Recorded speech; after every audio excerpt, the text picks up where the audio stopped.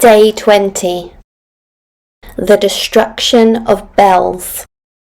Both sound and light are at the heart of all creation.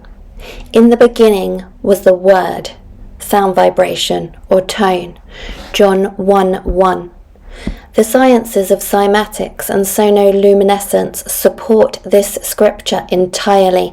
Matter is born from light and sound. Reality is born from light and sound. Every sound or frequency has a parallel colour that resonates with it or by it. In the Bible, stones signify tones, i.e. different sound frequencies. Precious stones, like found on Aaron's breastplate, are also precious tones. Not only does every frequency of sound correspond with a colour or ray of light, but they also coincide with their own mineral cell salt, molecule.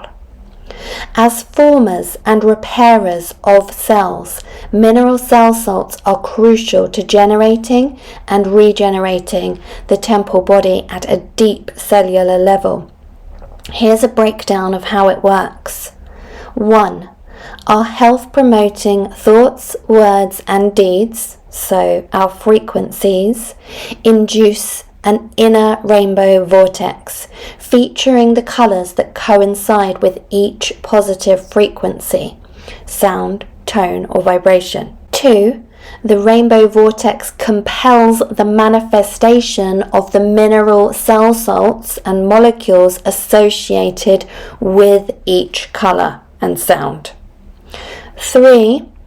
The mineral cell salts rearrange the chemical or alchemical essence of the body on a deep astral and cellular level, which causes changes in DNA, and this process is known as epigenetics in modern science.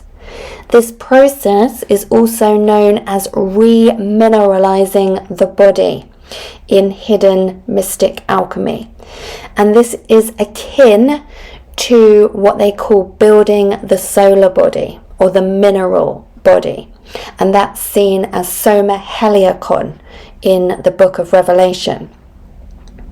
The transmutation of lower energies into higher spiritual energies results in a purification of the heart.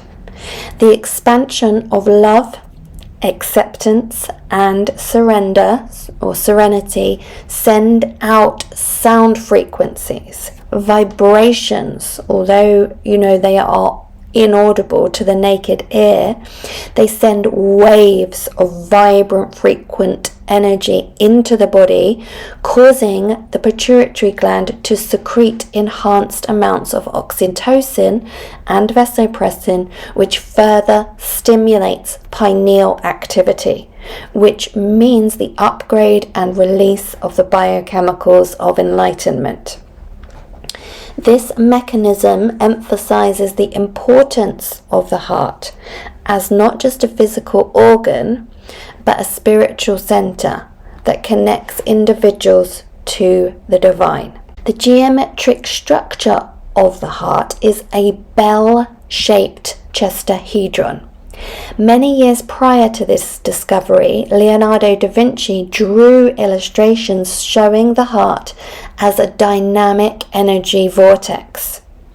Unlike the traditional idea of the heart as a simple pump, the chestahedron model emphasizes its dynamic spiral structure.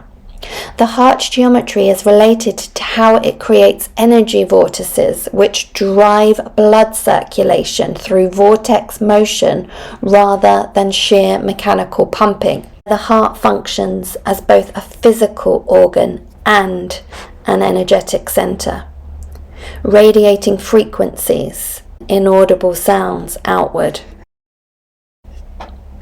Your heart is actually one muscle rolled or wrapped like a present into a spiral or scroll. This imagery aligns with what the Cathars and Sufis call the Book of Love, which is said to bring immortality to its keeper.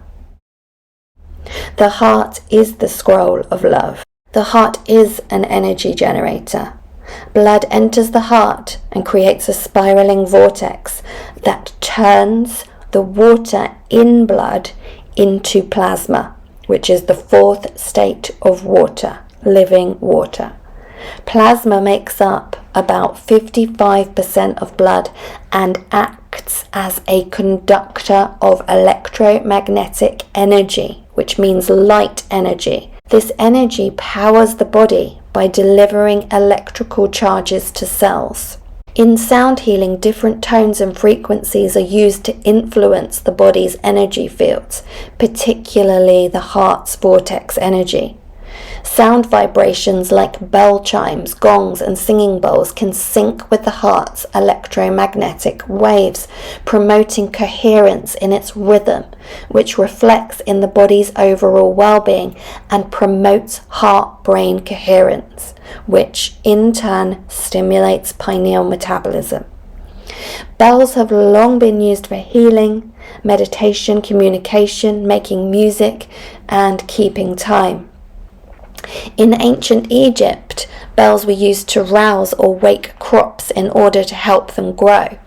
Boats carrying bells sailed the Nile to mark planting and fertilization seasons. The temples of Muslims and Christians alike include bells in their towers that are traditionally used for the call to prayer. London's famous clock tower is actually named after the huge 13-ton bell that resides within it, Big Ben. At the time when Big Ben first rang out, a reporter for the Times famously said, "The vibration penetrates every vein in the body." And this is exactly how resonant sound healing works, and is why church bells were installed in the first place. Buddhist pagodas featured dozens of little gold bells in their decor that were said to echo the voice of the divine. The destruction of bells in the 1900s, especially during wartime periods, is symbolically linked to the disruption of higher knowledge and the suppression of holistic healing modalities. For example, in Belgium, the historic St. Michael's Bell in Ghent was removed.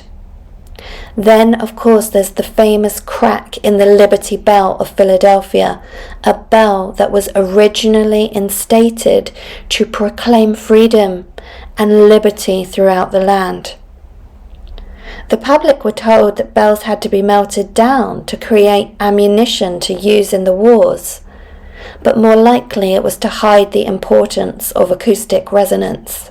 The energetic disruption from this loss may be viewed as contributing to spiritual and emotional imbalance on a larger scale.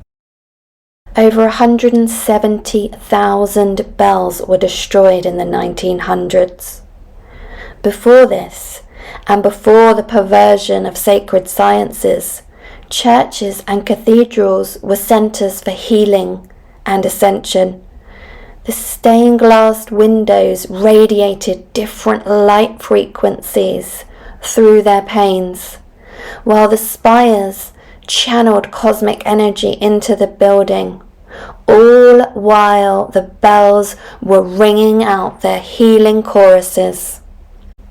It's time to get back to the true meaning of Christmas, and these short videos are all inspired by the pages of Christmas Alchemy, Harnessing Cosmic Energy Within, a book that reveals the empowering and enlightening meaning of Christmas.